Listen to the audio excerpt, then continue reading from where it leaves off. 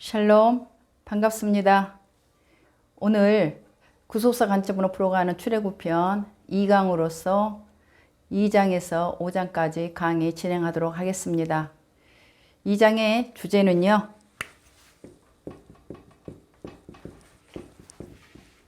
하나님께서 언약을 기억하셨다.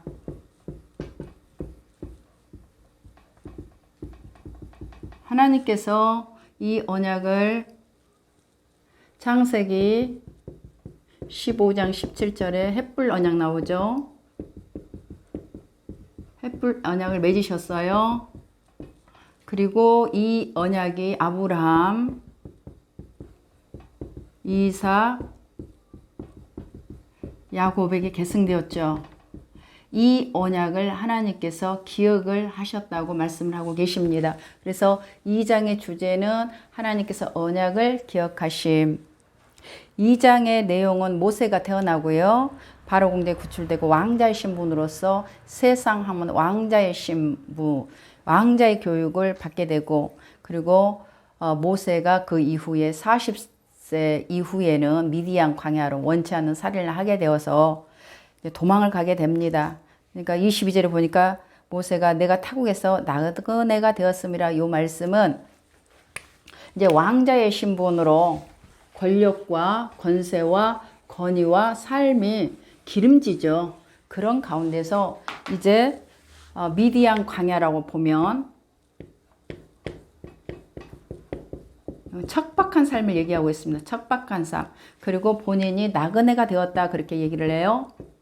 이거는 뿌리가 없는 삶 가운데에 40년을 이제 목동으로 살게 됩니다.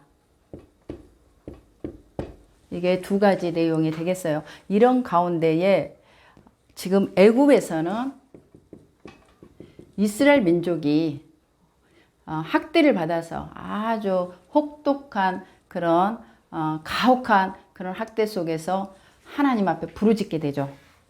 기도했다는 말씀이 되겠습니다. 23절 한번 읽어보도록 하겠습니다. 2장 23절. 여러 해 후에 애굽 왕은 죽었고 이스라엘 자손은 고된 노동으로 말미암아 탄식하며 부르짖으니 그 고된 노동으로 말미암아 부르짖는 소리가 하나님께 상달된지라. 부르짖어 하나님 앞에 도움을 청했다는 것입니다.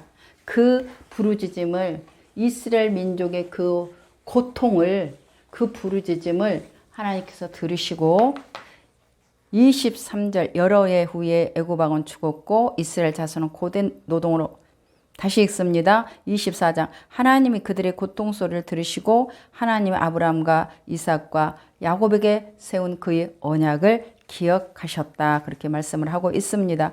여기에서 여러 해 후라는 것은 40년이 지난 시점이 되겠죠.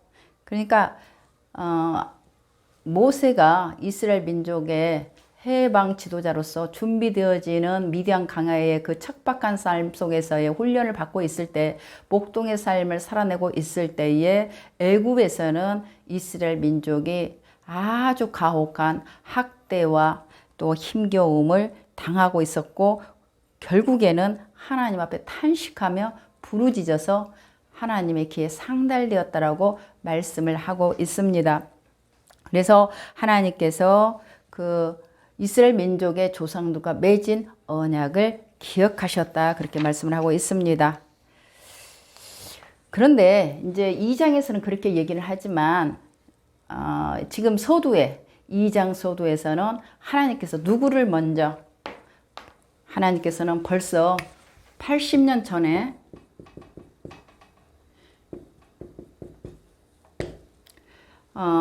아기 모세가 태어나게 되죠. 네임 부부에서 태어납니다. 그래서 성경은 준수했다 그렇게 표현을 해요. 이거는 탁월하고 비범했다.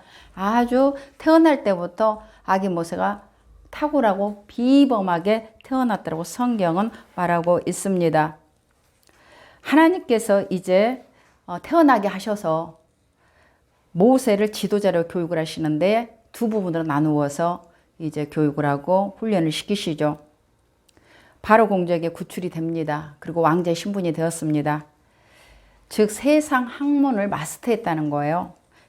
지도자 훈련을 받고 리더십을 배우고 또 애국 왕궁의 실정과 정치를 배우고,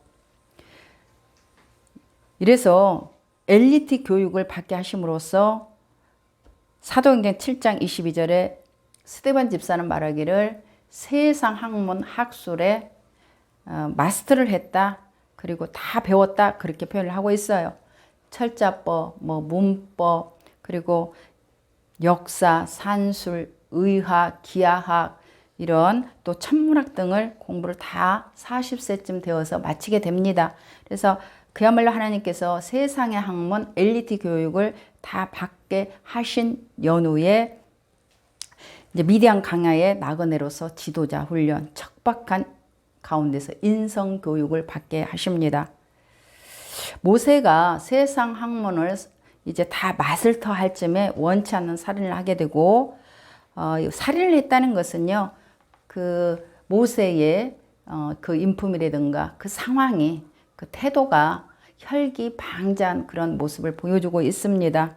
자기의 힘과 또 왕자로서의 그런 권력, 또 자기의 힘으로 무언가를 해보고자 하고 이루어보고자 하는 그런 성취하고자 하는 그 욕구가 강한 인본주의의 사람임을 말해주고 있죠. 40세 나이는요, 어느 정도의 이제 지도자로서 또 왕궁의 왕자로서의 학문을 다 마쳤기 때문에 애굽의 왕정, 국반 전반의 왕자로서의 그렇게 참여할 수 있는 그러한 권위가 주어지는 거예요. 그때의 모세는 아마 그 정도의 그 엘리트 교육, 학문을 또 기반으로 하고 왕자의 교육을 받고 40세가 되면 자기의 어떤 권력, 왕자로서의 기반이 있거든요. 그 기반을 통해서 그의 민족, 히브리 민족에게 모종의 권세를 행사하려고 했었죠. 다시 말해서 권력 중심부에서 그 권력을 가지고 무언가를, 히브리 민족을 이렇게 뭔가 도와주고자 하는 그런 마음을 가졌다는 거죠. 그런데 하나님은 그거를 자기의 힘으로 또 애굽의 왕자의 힘, 그 권력으로 무언가 하나님의 뜻을 이루는 것을 원치 않으시죠. 왜냐하면 그렇게 되면 내가 했다는 얘기가 나와요. 모세가 했다는 거예요. 모세가 그것도 애굽의 왕자의 권력을 가지고 했다, 이렇게 되는 거죠. 인본주의로 하나님은 일을 하시지 않습니다. 이때 투트모세 3세가 이제 모세를 이렇게 같이 자랐고 또 양자이기는 하지만은 정적 관계에 있었다고 볼 수 있겠어요. 왜냐하면은 한 나라에, 더구나 애굽은 엄청난 나라지 않습니까? 세계 강대국이란 말이죠. 그 강대국의 엄청난 그 왕자의 신분으로서 일개 애굽인 한 사람 관리를 죽였다고 해서 이렇게 숙청을 하거나 제거하지 않습니다. 사형을 시키지 않는단 말이죠. 그런데 이것은 정치 관계가 이렇게 연결되어져 있어요. 그 배경에는 정치적인 그 의미가 담겨 있다는 거죠. 투트모세 3세 입장에서 보면은 같이 자랐고 또 그런 정적 관계, 그러니까 서로 이렇게 각을 세우는 그 관계에 있어서 이제 모세가 비록 양 아들이지만은 왕자의 신분으로 아마 애굽에서 그 모세가 히브리의 인이라고는 밝혀지지 않은 듯 싶습니다. 만약에 애굽에게 있어서 모세가 왕자인데 히브리인의 아들로 여겨진다, 가만히 두지 않죠. 그 정체성을 인정하지 않죠. 그런 가운데에 아마 모세도 나름 그런 정치 기반이 있었지 않았을까, 이것을 눈의 가시로 여겼던 투트모세 3세가 제거를 해야만 됐죠.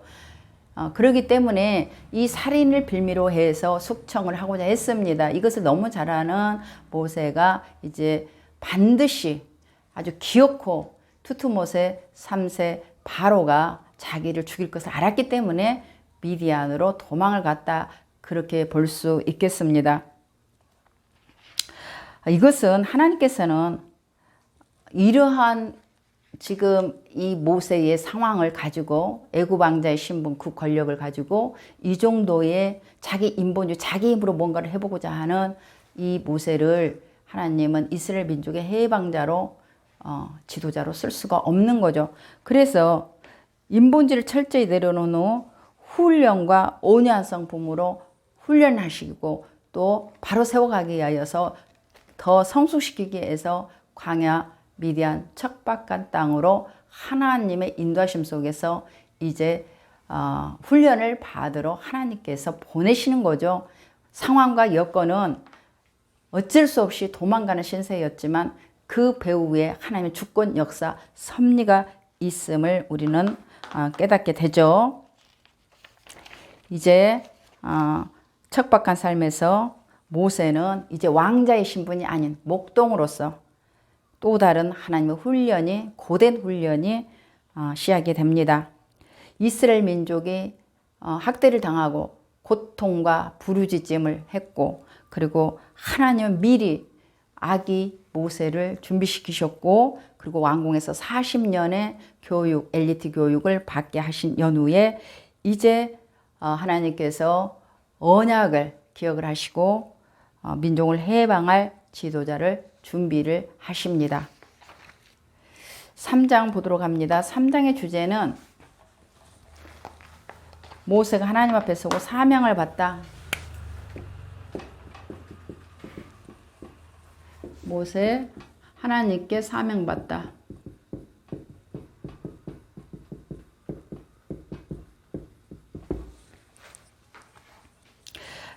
하나님께서 모세에게 애굽의 왕족 교육을 시켰습니다. 정치적인 리더십, 왕궁의 그런 행정이라든가 또한 왕궁, 애굽의 그 정치 일번지를 다 깨뚫게 하시고 당대 최고 교육을 받게 하셨어요. 그러니까 엘리트인 거죠. 그리고 미디안 광야에서 40년 동안 이제 목동으로서 양을 치며 양무리를 친다 그렇게 1절에서 말하고 있어요. 민족의 해방시킬 지도자의 성품으로 훈련을 해 가셨습니다. 이제 그야말로 온유한 성품, 또 인내를 하는 성품, 즉 자기 자아를 내려놓고 자기 힘으로 뭔가를 해보고자 하는 그 자기의 힘을 내려놓는 그야말로 하나님의 음성에 이제 듣고 집중하고 순종하는 사람으로 변화시켰다는 거. 그러니까 아주 노인네가 되고 아무 힘도 없다고 여기는 이제 그때에 하나님께서 모세를 부르십니다. 80년이 걸렸어요. 4절 한번 봅니다. 3장 4절. 여호와께서 그가 보려고 돌이켜 오는 것을 보신지라 하나님이 떨기나무 가운데서 그를 불러 이르시되 모세야 모세야 하시매 그가 이르되 내가 여기 있나이다. 하나님의 산 호렙산에서 하나님께서 모세를 부르셨어요. 여기서 이제 호렙산은요. 여러분들이 이제 호렙산이라는 말도 듣고요. 또 신의 산 말도 들어요. 같은 산인데 이제 이치가 다른 거예요. 요거는 건조한 산이라는 뜻이에요. 건조한 산이에요. 호렙산을 표현할 때 건조한 산인데 요거는 좀 수풀이 있는 산.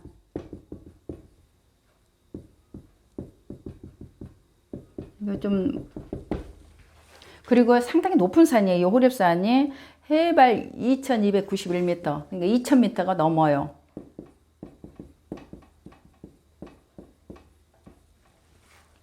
높은 산에서 하나님께서 말씀을 하시죠. 그런데 4절에서 하나님을 어떻게 표현하냐면은 여호와 그리고 엘로힘이라고 이렇게 표현을 하고 있습니다. 그래서 여기서 여호와는 언약을 신실하게 지키시는 하나님을 강조할 때 여호와라는 호칭을 써요. 여호와.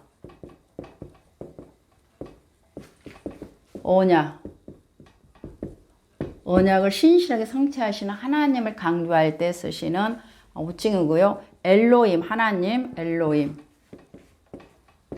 이거는 권능의 하나님을 강조할 때 권능, 능력, 전지전능함, 권능, 하나님의 능력을 표현할 때 쓰는 호칭이에요. 그래서 지금 출애굽기에는요. 하나님께서 나의 강한 손으로 그렇게 표현을 많이 하세요. 요거는 요게 하나님의 권능의 능력. 요게 이제 뭐겠어요? 재앙이죠. 10대 재앙. 또 홍해를 도하는 사건. 또 광야에서 이스라엘 민족이 40년을 살아내는 하나님의 인도와 그리고 주권 역사.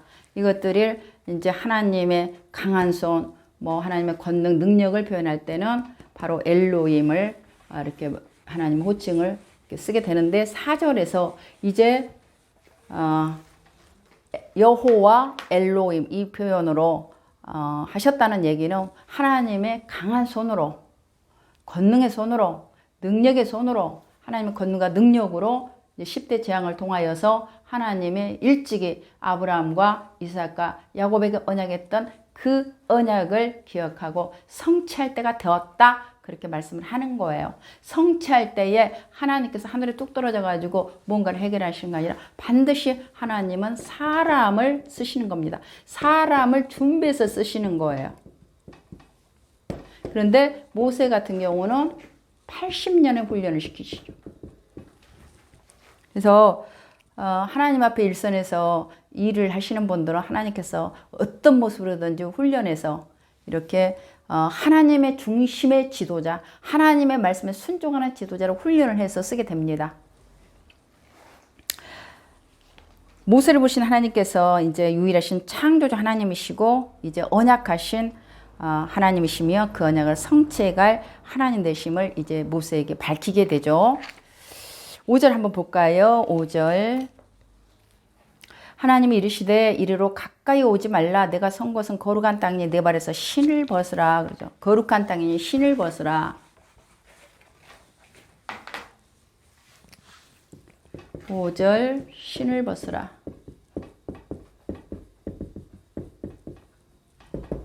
지금 호렙산이 이제 하나님이 임재하시기 때문에 거룩한 땅이 된 거예요. 거룩한 산이 된 겁니다. 호렙산이 거룩한 게 아니고 하나님 임재하신 곳이기 때문에 이미 거룩한 산인 거예요. 그리고 또 하나는 겸손한 자세를 태도를 가지라 이 말씀이에요. 본절의 초점은 또한 여호와께서 임재하심을 주지시키는 것과 동시에 제약된 인간과 거룩하신 하나님 사이는 좁힐 수 없는 무한한 간격이 있음을 말씀을 하고 있는 거예요. 당시 근동의 간습 중에는요. 그 신전에 들어갈 때, 뭐 본인들이 믿는 그 우상 신전에 들어갈 때에 신은 항상 신을 벗고 들어갑니다. 제사장들이라든가 또한 그 신을 섬기는 자들이 들어올 때는 반드시 그 신전에 들어가서 신발을 벗고 들어가는 거예요. 그리고 예수님 당시 그 이스라엘 성전에서 헌신하고 섬겼던 제사장들이나 레인들도 성전 내에서는요 그 신발을 벗고 봉사를 했어요. 헌신했어요. 그래서 그 성전 지하에는 목욕탕이 있었다고 그래요. 그래서 그 이제 아침에 항상 일어나면 목욕을 먼저 합니다.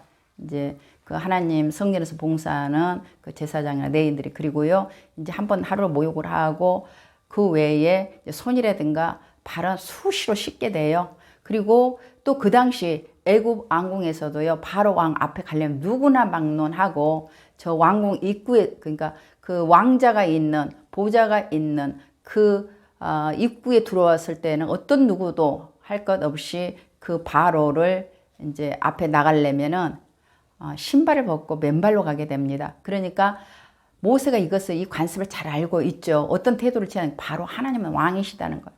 거룩하신 분이라는 거예요. 반대로 누구라고요? 신발을 벗었다는 거는 고대 근동의 노예들이, 종들이, 비천한 자들이 그렇게 신발을 벗고 다녔어요. 그래서 대체적으로 신발을 안 신고 다닌 자들은 종이나 노예일 확률이 높아요. 그러니까 하나님께서 신을 벗으라. 요 얘기는 뭐냐면 종의 자세를 취하라. 겸손하라. 하나님은 거룩하시다. 이 말씀 안에서 벌써 5절의 말씀이 담겨 있는 거예요. 그래서 모세는 이 말씀의 뜻을 너무너무 잘 아는 거죠. 하나님 앞에 어떤 자세를 취하라. 종의 자세를 취하라. 사람의 종이 아니고 하나님 앞에 겸손하라. 낮은 자세를 취해라. 겸허하라. 이 말씀이 되겠습니다. 그러면서 7절 한번 볼까요? 7절. 여호와께서 이르시되 내가 애굽에 있는 내 백성의 고통을 분명히 보고 그들의 감독자로 말미암아 부르짖음을 듣고 그 근심을 알고, 이렇게 말씀을 하세요. 여기에서 하나님께서 7절에서 보았다. 무엇을 보았다? 이스라엘 백성들의 고통을 보았다. 학대를 보았다. 아픔을 보았다. 이 말씀이에요. 부르짖음을 내가 들었다. 이 말씀을 하는 거예요. 그리고 알다. 내가 확실히 알고 있다. 알다. 알고 야다티. 요 말씀은 무슨 뜻이냐면은 이스라엘 민족이 탄식하며 고통에 몸부림치면서 하나님께 부르짖는 그 아픔, 그 고통, 그 힘겨움을 나도 똑같이 느끼고 알고 있다. 느끼니까 아는 거예요. 느끼지 않으면 모르겠죠.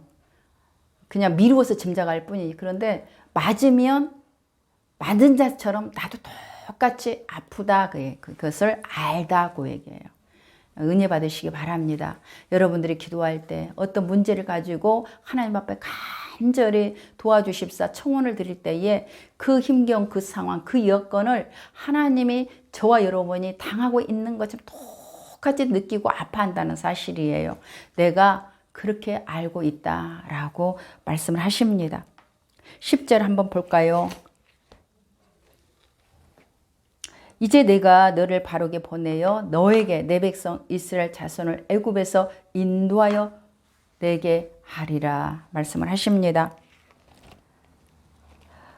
모세가 이스라엘 민족을 바로로부터 구원하여 가나안으로 인도하고 구출하라 이 말씀이죠. 그런데 모세는 뭐라고 얘기합니까? 11절로 12절 내가 누구 간데 그렇게 해요. 제가 무엇이 간대요? 제가 무슨 능력이 있어서요? 그 어마어마한 일을 할 수 있겠습니까?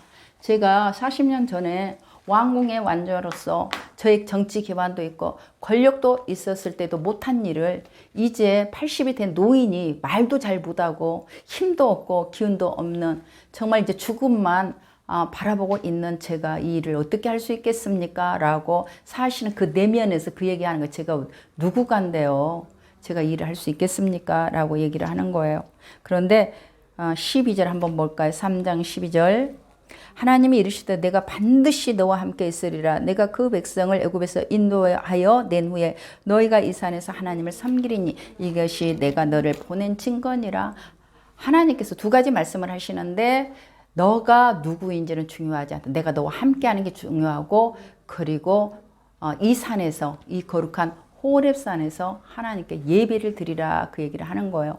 3개월 후에 시내산에 도착하지 않습니까? 그곳에서 이제 십계명을 받고 성막 설계도를 받고 율례를 받지 않아요. 그러면서 하나님으로 만나시게 되니까 하나님이 되시고 이스라엘 민족은 바로 하나님의 백성이 된다. 두 가지를 말씀을 하세요. 내가 너와 함께 하겠다. 너의 능력으로 되는 것도 아니고 너의 힘으로 되는 것도 아니고 나의 힘으로 되는 거다라고 말씀을 하시는 거예요. 내가 너와 함께함이라. 위로받으시기 바랍니다. 우리가 하나님 일을 하면서 때로는 얼마나 정말 남한테 말 못할 그런 고통과 아픔이 있습니다. 이때에 우리의 힘으로 능으로 되는 것이 아니고 하나님의 능력으로 하나님 하신다는 것을 하나님 함께 하신다는 걸 잊지 않으신다면 큰 위로와 격려가 될 줄 믿습니다. 내가 정녕 너와 함께 있으리라. 13절 한번 보도록 할까요? 그랬더니 모세가 유구무원인 게 할 말이 없는 거예요. 그래서 13절 말을 하네요. 모세가 하나님께 아뢰되 내가 이스라엘 자손에게 가서 이르기를 너희의 조상의 하나님 나를 너희에게 보내셨다 하면 그들이 내게 묻기를 그의 이름이 무엇이냐 하리니 내가 무엇이라고 그들에게 말하리까? 라고 얘기를 하는 거예요. 그래서 일단 이제 하나님의 사명 맡겨주심에 대해서는 수용을 했던 것 같습니다. 그러니까 하나님이 누구냐고 해야 되냐 이거예요. 물어보면 이스라엘 민족이 하나님이 누구냐. 그러니까 여기에서 모세도 이스라엘 민족도 하나님이 누구신 걸 모르는 거예요. 어느 정도만 아냐면은 조상의 하나님 정도로만 아는 거예요. 조상의 하나님. 그래서 하나님이 누구냐고 물어보면 뭐라고 제가 말을 해야 됩니까? 라고 얘기하는 거예요. 고대 근동에서 이름은요. 어떤 의미를 가지고 있냐면 굉장히 중요한 의미를 가지고 있어요. 뭐 지금도 마찬가지지만 단순한 호칭 이상의 의미가 담겨 있는데 그 사람의 기질이라든가 성품이라든가 또 지위와 생애를 담고 있어요. 특별히 고대 세계에서는 권력자들은 이제 사신을 보낼 때에 자신의 명어가 담긴 도장 또 아니면 편지 또는 자신의 이름을 사용하게 합니다. 이것은 내가 보낸 그 사신에게 나의 권위를 이렇게 이임해서 보냈다라는 의미를 가지고 있어요. 그 당시 다신교를 신봉하는 그 애굽인들은 자신이 섬기는 신들, 우상이죠. 자신이 섬기는 그 신에게 다양한 이름을 붙였어요. 애굽 우상에 익숙해 있던 히브리인들도 모세를 하나님께서 보내서 왔다, 하나님 메시지를 가지고 왔다 그렇게 얘기를 하면 분명히 하나님의 성호, 하나님의 이름을 물어볼 것이라는 거죠. 그것을 너무 잘 아는 모세가 하나님께 뭐라고, 하나님 누구시라고 말씀을 드릴까요? 라고 얘기했을 때에 하나님도 그 모세의 이 말을 잘 이제 아셨죠. 그래서 14절에 뭐라고 얘기했냐면 스스로 있는 자 그렇게 얘기해요.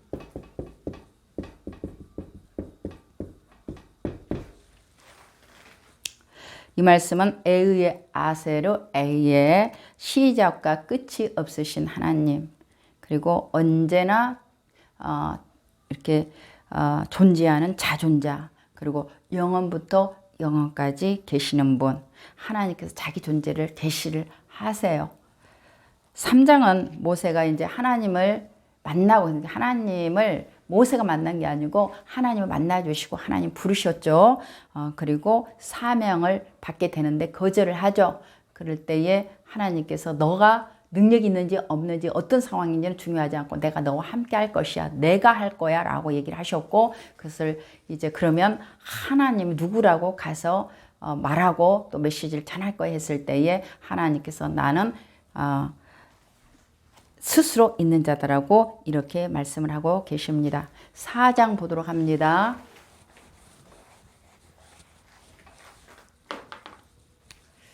사장 주제는요, 모세 애굽으로 귀환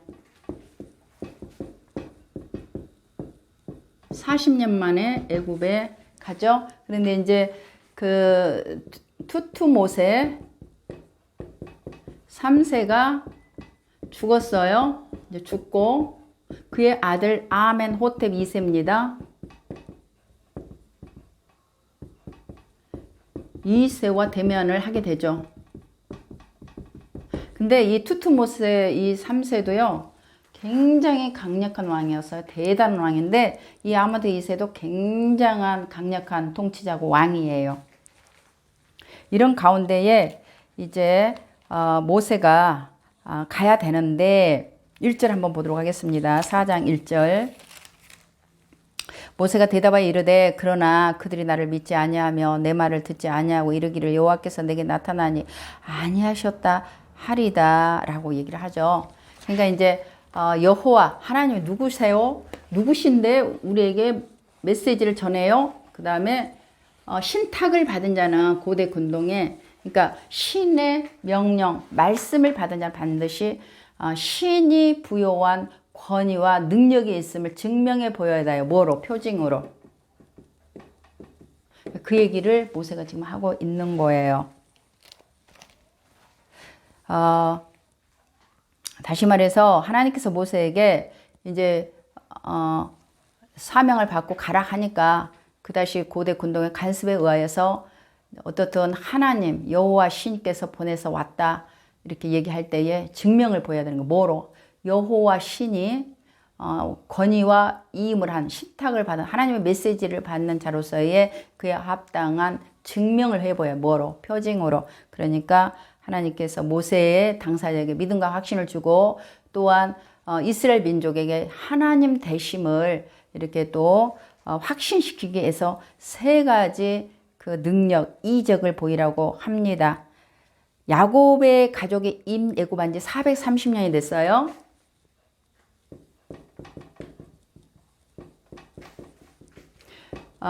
임애굽할 때 임애굽한 지 430년 됐어요. 상당히 오랜 기간이 지났죠. 족장 시대와 출애굽 사이를 잇는 이 400년간 하나님의 계시가 전무했어요. 없어요. 그러니까 하나님 계시가 임하지 않았다는 얘기는 이스라엘 민족이 하나님 신앙, 여호와 신앙이 전무하다는 것을 말해주고 있는 거예요. 겨우 하나님에 대해서 알고 있는 건 조상의 신 정도로만 여겼던 그런 아주 미숙하고 유아적인 그런 신앙을 가지고 있었을 때에 하나님께서 3가지 표징으로 이제 가지고 가서 보여라 라고 얘기를 하는 거예요. 그래서 첫 번째가 뭡니까? 지팡이를 얘기하는 지팡이.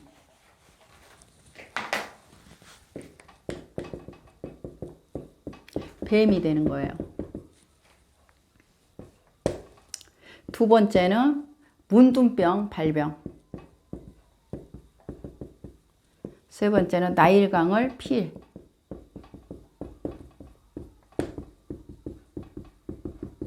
그래서 지팡이는요, 이제 던져서 뱀이 되고 또 뱀을 잡으니까 지팡이 되는데 요거는 애굽의 술객도 또 한다고 했어요. 애굽의 술객도 또 요술을 부려요, 요술. 근데 요거는 못해요. 이 발병 되는 거 치료가 안 돼요. 치료를 못 해요. 그래서 표징이 되는 거예요. 지팡이는 목동에게서 그 양을 인도하고 보호하기 위한 꼭 필요한 필수품이에요. 그러니까 별로 중요하지 않죠. 근데 누구에게는 중요해요? 모세에게는 중요하죠. 뭐 때문에? 목동이기 때문에. 목동은 꼭 필요해요. 요게 지팡이가. 없으면 안 돼요. 이 지팡이는 요 얘기는 뭐냐면 지팡이를 이제 양을 이제 풍성한 꼴이 있는 곳으로 이렇게 인도에 갈 때에 목동은 앞에 가면서 지팡이로 톡톡톡 두드립니다. 뭐 바위도 두드리고 그리고 또 나무가 있으면 나무도 두드려서 소리를 내게 하는 거예요. 그러면서 인도자 목동이 있으니 뒤에 따라오는 양들은 안심하라. 내가 너희를 보호해 주겠다. 그런 사인이에요. 또 넘어지면 일으켜 주기도 하고 또 풀숲에 독사들이 많이 있었거든요. 그러니까 이렇게 해서 그 독사들이 도망갈 수 있도록 그래서 이렇게 양들이 안전하게 풍성한 꼴이 있는 데까지 인도할 수 있는 아주 필수품이죠. 그리고 또 연로하니까 또 지팡이가 또 있어야 되겠죠. 그런데 보통 사람들한테 별로 중요하지 않아요. 그런데 하나님께서는 그가 가지고 있는 어떤 것, 작은 것이죠. 이것을 가지고 무엇을 하나님이 함께 하시는 표징으로서 이것을 사용했다는 거예요. 지팡이, 능력의 지팡이. 그래서 나중에도 홍해를 이렇게 딱 도화가 될 때, 가라앉을 때도 이 지팡이가 사용이 되죠. 그래서 여러분들에게 가지고 있는, 여러분들이 능숙하게 가지고 있는 것들이 능력이 될 줄 믿습니다. 그것이 하나님이 쓰면요, 능력이 되는 거예요. 그러니까 여러분들이 가지고 있는 것은, 이렇게 뭐랄까 귀중하지 않는 게 하나도 없어요. 여러분들 것은 다 소중합니다. 하나님 앞에 쓰임을 받으면요. 그래서 지팡이가 뱀이 되게 하신 이 하나님의 이적은 모세에게 지도자로서 능력과 권위가 부여되었음을 의미하는 거예요. 이 지도자는 양들에게는 지도자잖아요, 모세가. 근데 이제는 이스라엘 민족의 지도자의 표징이 되는 거예요. 상징이 되는 거예요. 애굽에서는요. 그 뱀을 다루는 마술사들에게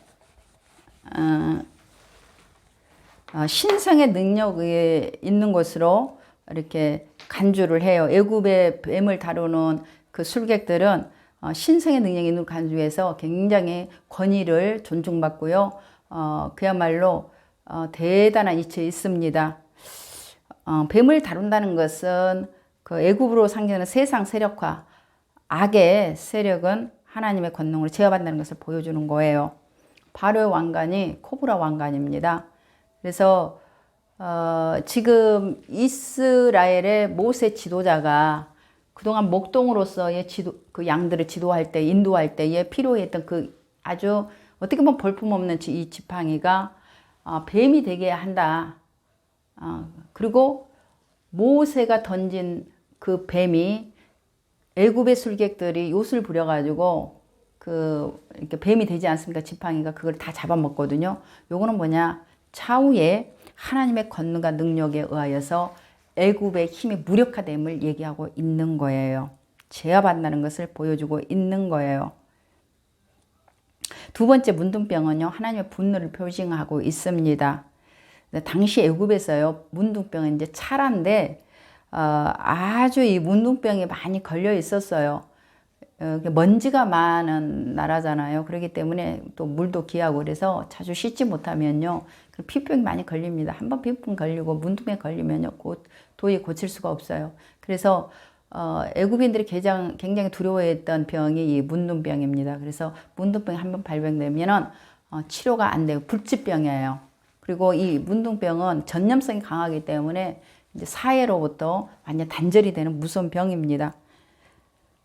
이 문둥병을 하나님께서 이렇게 이제 문둥병을 발병하게 되고 문둥병이 또 낫게 된 이것은 이 표징을 통하여서 하나님께서 뭐라고 지금 경고 메시지를 지금 보내시냐면은 모세가 하나님의 말씀에 맨 처음에 거절을 했잖아요. 이렇게 모세도 불순종하면 이와 같게 된다. 문둥병. 하나의 분노 표징이고 또 예로 들어보면 미디안이 그 광야에서 지도자 모세가 구수 여인을 취했다고 해서 이것을 비방을 하잖아요. 그래서 하나님이 그 모세의 권위를 세워주시기 위해서 미리암이 그 문둥병을 발하게 되고 그것을 모세가 중보기도해서 남을 입잖아요. 그럴 때에 이 문둥병이란 자체가 신들이 주는 저주의 병이라고 그 고대 근도에서 여겼어요. 그래서 또 치유가 안 돼요. 그런데 문둥병 발병이 되고 치유가 일어났다는 거는 여호와 하나님 어떤 하나님이다? 그 애굽이 섬기는 신들도 이 병을 치료하지 못하는데 여호와 하나님이 이 문둥병을 치유했다. 이거는 하나님의 어떤 분이신가 하나님의 능력과 권능을 보여주시는 것이 되겠습니다. 그리고 세 번째 나일 강물을 이제 피로 변하게 하라. 요 나일강은 세 번째 나일강 피가 된다는 것은 나일강은요 애굽인들이 그 아주 산업 또 교통의 중추적인 역할을 하고 생명의 젖줄로 여기고 있습니다. 그래서 신으로 섬겨요. 신격화하고 우상 숭배합니다. 애굽인들은 그 대체적으로 그 생선을 주식으로 삼거든요. 근데 나일강에 그 생선이 풍부해요. 그래서 그것을 잡아다가 주식으로 하기 때문에 생명의 젖줄이에요. 그리고 자신들이 그 주신으로 섬기는 태양신이 그곳에서 그 항해했다고 해가지고 천해 신들의 강이라는 뜻이에요. 그래서 이제 이 강물은 생명의 젖줄이라는 거죠. 젖줄인데 이게 피가 됐다. 피가 변했다. 죽음의 강이 된 거예요. 피가 되면 어떻게 이 생명의 젖줄이라는 이 물고기들이 살 수 있겠어요? 아무것도 못 살죠. 죽음이죠. 피비린내 나고 냄새 나는 역겨운 나일강이 되어버리는 거예요. 파괴, 죽음을 상징하는 거, 피가 되었다는 거는 이것은 모세의 배후에서 역사하시는 여호와께서 애굽의 헛된 우상을 멸망시킬 수 있는 전능한 하나님 되심을 일깨워 주시기 이해합니다. 이것을 필두로 해서 이제 하나님께서 10대 재앙에 진행이 됩니다. 그 결과 이 표징을 세 가지를 본 표징을 그러니까 애굽의 술객들이 지팡이를 던져서 뱀이 되게 하는 거는 이스라엘 민족들도 알죠. 그러니까 이거는 표징이 별로 안 되지만 이제 문둥병이라든가 이게 발병했는데 치유가 일어났다. 그리고 생명의 젖줄인 나일강이 피로 변했다. 요거는 표징이 되어서 이제 31절 보도록 하겠습니다. 4장 31절. 백성이 믿으며 여호와께서 이스라엘 자손을 찾으시고 그들의 고난을 살피셨다 함을 듣고 머리 숙여 경배하였더라. 드디어 여호와 하나님 누구이시고 그리고 모세가 이제 누구인가 하나님의 신탁 말씀을 받아서 온 하나님의 권위를 보여서 온 지도자로 믿게 되었다. 그렇게 얘기하고 있습니다. 이제 모세는 40년의 광야에서 목동으로서의 삶이 끝나고 지도자 훈련 다 마치고 난 연후에 이제 이스라엘 민족의 지도자로 애굽으로 돌아옵니다. 하나님의 때, 하나님의 시간에 하나님이 선택하고 훈련하는 하나님의 사람으로서 하나님께서 일찍이 아브라함과 그리고 이스라엘 민족의 조상들과 언약을 맺었던 그 언약을 성취하시기 위해서 구원 역사를 시작하기 위해서 이제 모세와 이스라엘 민족이 먼저 만나게 됩니다. 자, 5장 보도록 하겠습니다. 주제는 바로와 첫대면하다. 모세가 5장 주제 모세가 바로와 첫대면.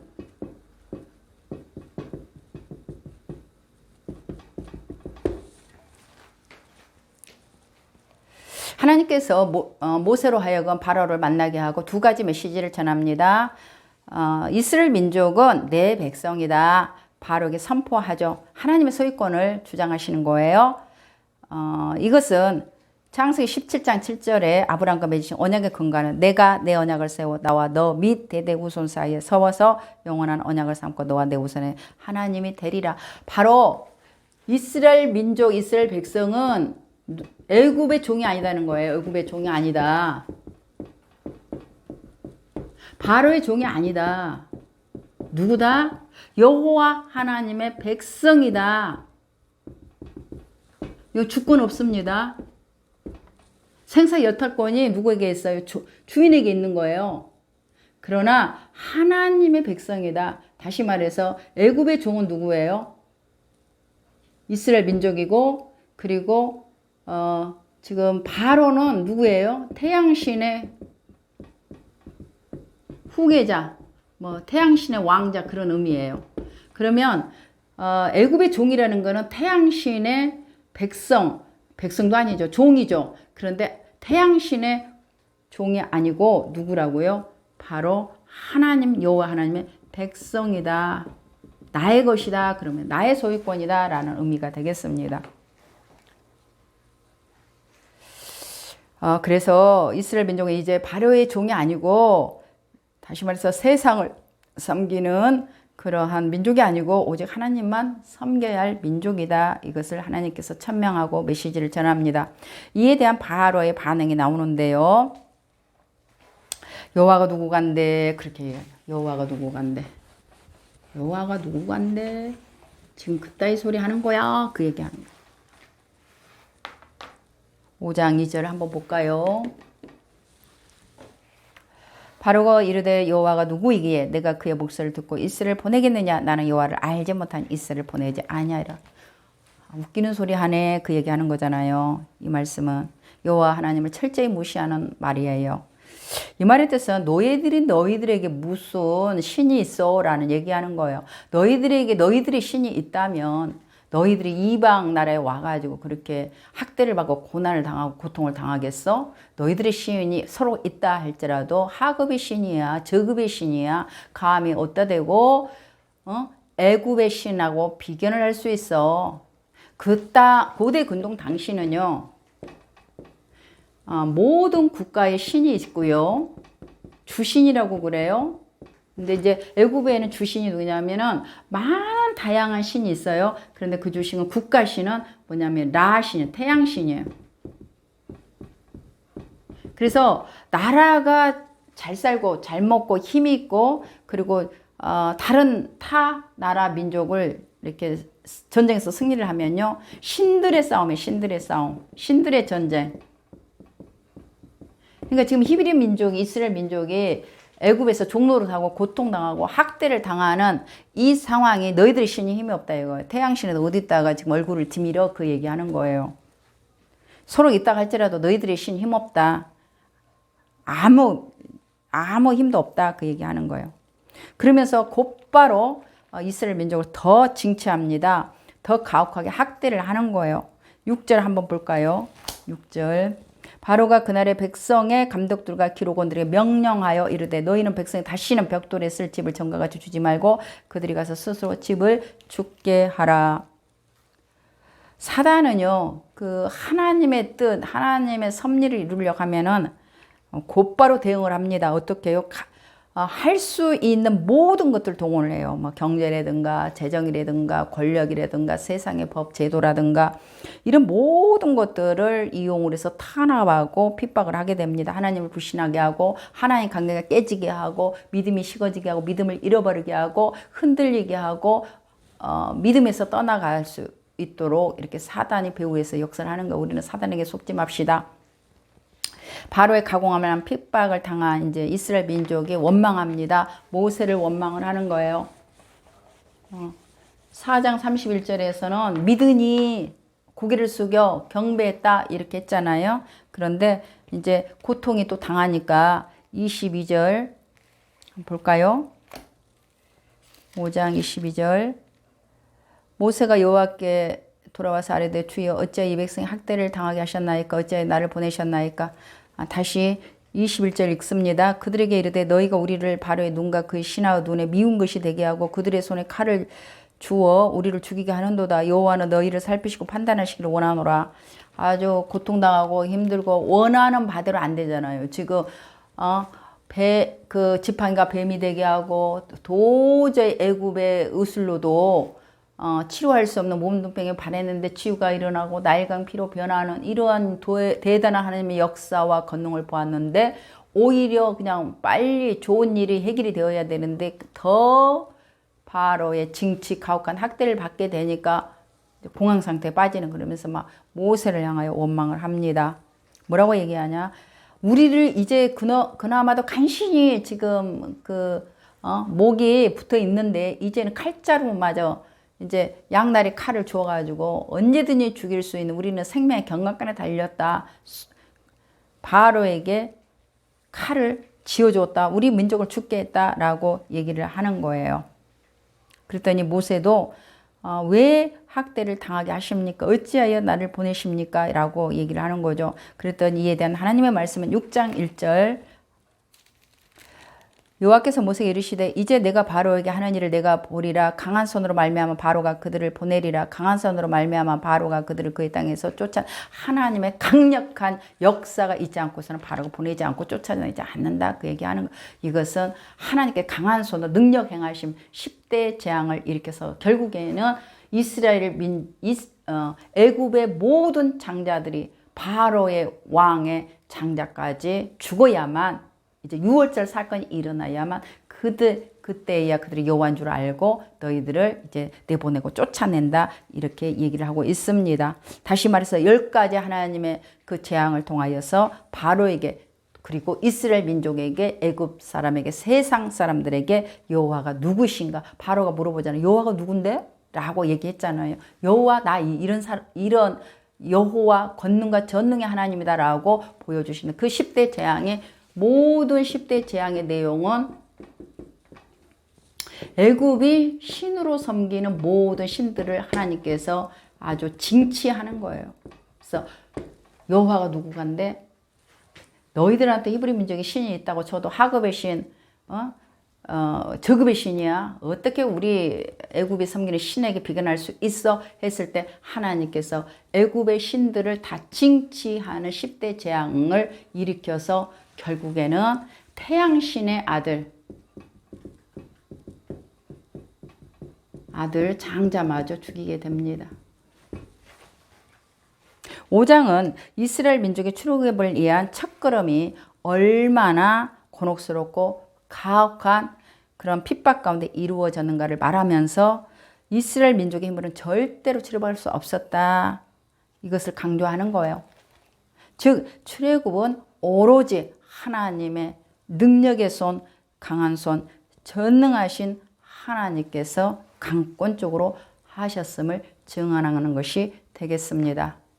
강의 들으시느라고 수고하셨습니다. 감사합니다.